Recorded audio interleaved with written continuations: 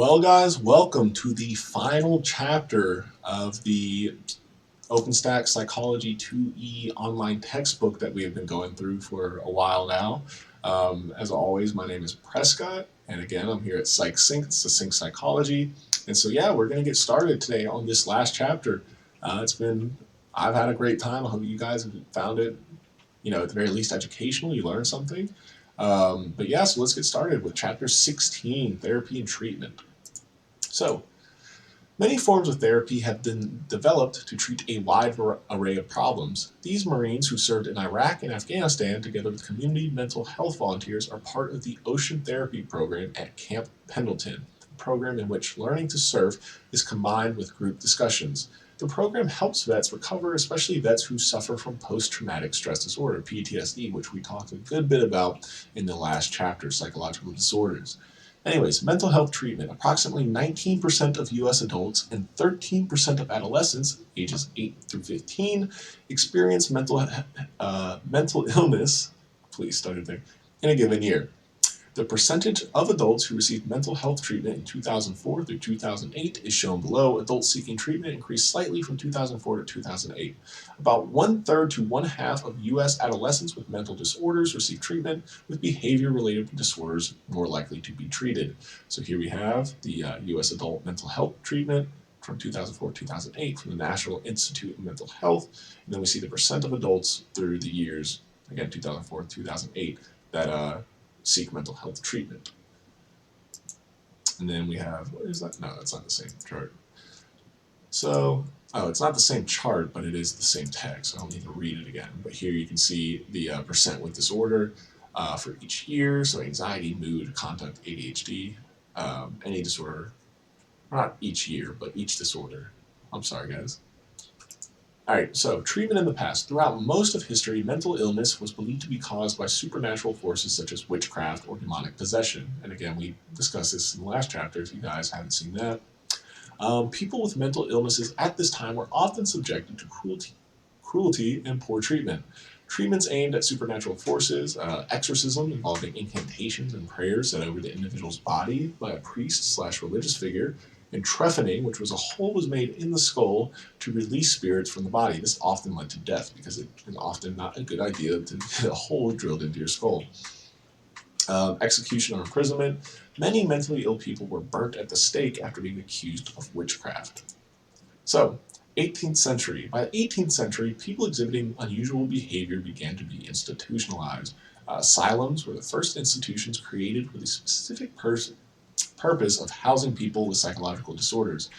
Focus was ostracizing them from society rather than treatment. They were just trying to get them out away from normal people. Or, normal. Individuals often kept in windowless dungeons, chained to beds, with little to no contact with caregivers. This painting by Francisco Goya, called The Madhouse, depicts a mental asylum and its inhabitants in the early 1800s. It portrays those with psychological disorders as victims. So in the 16th century, we had Philippe Pinel, late 1700s, as a French physician, argued for more humane treatment of the mentally ill and suggested that they be unchained and talked to. It was implemented in Paris in 1975, and patients benefited and many were able to be released from the hospital. This painting by Tony Robert Fleury depicts Dr. Philippe Pinel ordering the removal of chains from patients at the Salpêtrière, that sounds more Hispanic, asylum in Paris. I don't know how you pronounce that. 19th century, Dorothea Dix, a social reformer who became an advocate for the indigent insane, investigated the state of care for the mentally ill and poor, and discovered an underfunded and unregulated system that perpetuated abuse of the mentally ill. Instrumental in creating the first American mental asylum by relentlessly lobbying state legislators and Congress to set up and fund such institutions. So in the 19th century, American asylums, usually filthy, offered little treatment, and individuals were often institutionalized for decades, so basically like being locked up in prison. Treatment, submersion in the cold baths for long periods of time, and electroshock treatment, now called electroconvulsive therapy, involves a brief application of electrical stimulus to produce a generalized seizure. Conditions such as these were common until well into the 20th century. Now, in 20th century, 1954, Antipsychotic medications were introduced, proved successful in treating symptoms of psychosis. Psychosis was a common diagnosis, evidenced by symptoms such as hallucinations and delusions, indicating a loss of contact with reality. 1975, mental retardation facilities and community mental health centers Construction Act provided federal support and funding for community mental health centers and started the process of deinstitutionalization. Deinstitutionalization is the closing of large asylums by providing for people to stay in their communities and be treated locally. Patients were released, but the new system was not set up effectively. Centers were underfunded and staff untrained to handle severe mental illnesses, led to an increase in homelessness. Now, mental health treatment today. Mental illness among the homeless population is still common today, unfortunately. So figure A, of the homeless individuals in U.S. shelters, about 1/4 have a severe mental health illness. And then correctional institutions also report a high number of individuals living with mental illness. So here you can see a prison. Now, mental health treatment today. So at the time of this video, it is 2021. I don't know if this means today, but I guess we'll see. Asylums have since been replaced with psychiatric hospitals and local community hospitals focused on short-term care. Emphasis on short-term stays, average stays less than 2 weeks. Due to high cost of psychiatric hospitalization, insurance coverage often limits the length of time individuals can be hospitalized. Individuals are usually only hospitalized if they are an imminent threat to themselves or others. Most people are not hospitalized but can still seek psychological treatment. Now, involuntary treatment is therapy that is not the individual's choice. Example, weekly counseling sessions might be a condition of parole. Voluntary treatment is the person chooses to attend therapy to obtain relief from symptoms. And finally, we have sources of psychological treatment, which community mental health centers, private or community practitioners, school counselors, school psychologists, or school social workers, group therapy. Sources of psychological treatment. Treatment providers include psychologists, I'm sorry guys, I'm so lost right now.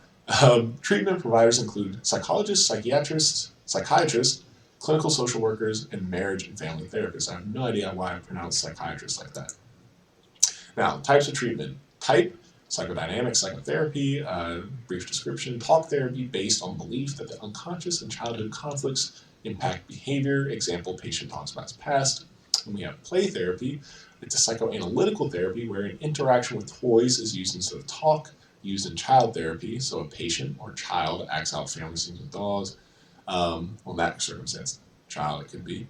Behavior therapy, principles of learning apply to change undesirable behaviors. So patient learns to overcome fear of elevators through several stages of relaxation techniques.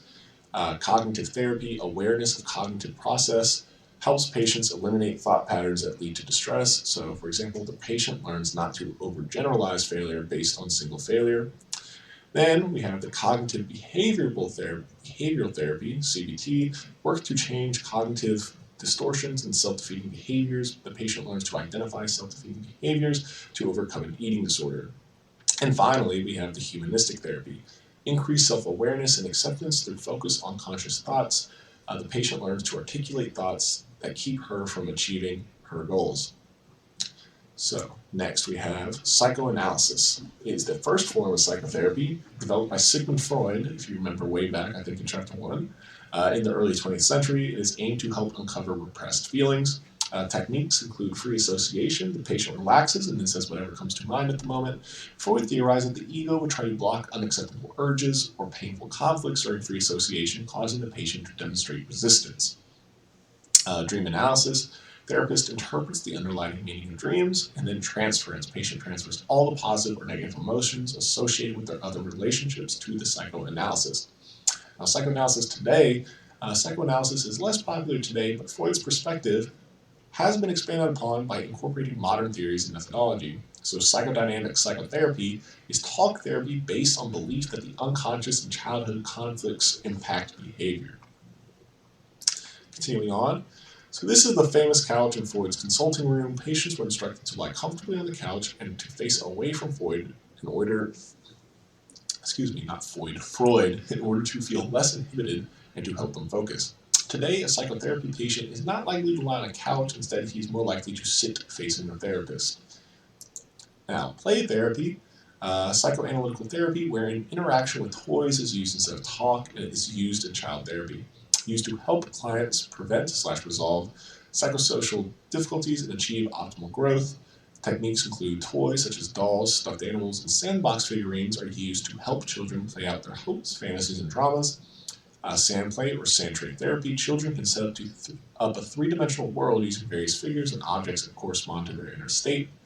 And we have therapist observes how child interacts with toys in order to understand the roots of the child's disturbed behavior and can be used to make a diagnosis. Non-directive play therapy, children are encouraged to work through problems by playing freely while the therapist observes. And directive play therapy, therapist provides structure/guidance by suggesting topics, asking questions, and playing with the child. And we have behavior therapy.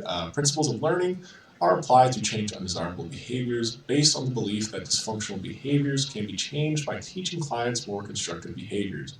So, classical conditioning, right back to, way back when.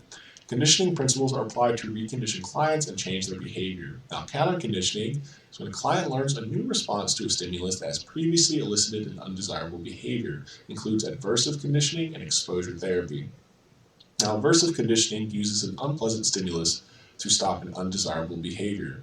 Used to eliminate addictive behaviors, clients were repeatedly exposed to something unpleasant, such as a mild electric shock or bad taste, while they engage in a specific behavior, which leads to the client learns to associate the unpleasant stimulus and unwanted behavior. Now, antabuse, a substance that causes negative side effects such as vomiting when combined with alcohol, has been used effectively to treat alcoholism. Exposure therapy seeks to change the response to a conditioned stimulus. So used to treat fears or anxiety, and the client is repeatedly exposed to the object slash situation that causes their problem with the idea that they will eventually get used to it. So, continuing with that, we have a nice chart here. Now, Mary Cover Jones, she developed the first type of exposure therapy. An unconditioned stimulus is presented over and over just after the presentation of the conditioned stimulus. So, Jones' study in 1924 aimed to replace Peter's fear of rabbits with a conditioned response of relaxation. Repeatedly exposed Peter to a rabbit while he was eating a snack in a relaxed state. Rabbit started in a cage on the other side of the room and over several days was gradually moved closer to Peter while he ate his snack. After 2 months, Peter was able to pet the rabbit while eating his snack. So as you can see here, the conditioned stimulus, the rabbit, he's scared of it, and then there's the unconditioned stimulus, the cookies. So you combine the two together, you get the unconditioned response of, oh, I'm calm, and so eventually you can have the rabbit, he'll be cool with it. Ooh, we got a spider here. So here, I'll wrap up exposure therapy here, and then I'll see you guys in the next video, but exposure therapy continued. Joseph Wolfe, 1958, refined Jones's techniques and developed the version of exposure therapy used today. So systematic desensitization, type of exposure therapy wherein a calm and pleasant state is gradually associated with increasing levels of anxiety-inducing stimuli. So fear and relaxation are incompatible. If client can relax around fear-inducing stimuli, the unwanted fear response will eventually be eliminated. The client is taught progressive relaxation, so how to relax each muscle group to achieve a relaxed and comfortable state of mind. Progressive relaxation is used while client imagines anxiety-inducing situations, and over time, progressive relaxation helps the client become desensitized to the anxiety-inducing stimuli. Now, virtual reality exposure therapy uses a simulation or stimulation to help conquer fears when it's too impractical, expensive, or embarrassing to recreate anxiety-inducing situations. So this person suffers from arachnophobia, if you remember from last unit, fear of spiders. Through exposure therapy, he's learning how to face his fear in a controlled therapeutic setting. So he's learning not to be intensely afraid of spiders, or in that case, a tarantula. So yeah, guys, that wraps up this first part here. I hope you guys enjoyed it, found it interesting, and at least educational, at the very least. Again, my name is Prescott. I'm here at PsychSync to Sync Psychology, and I hope to see you guys in the last and final video for this series. So yeah, see you guys later. Bye.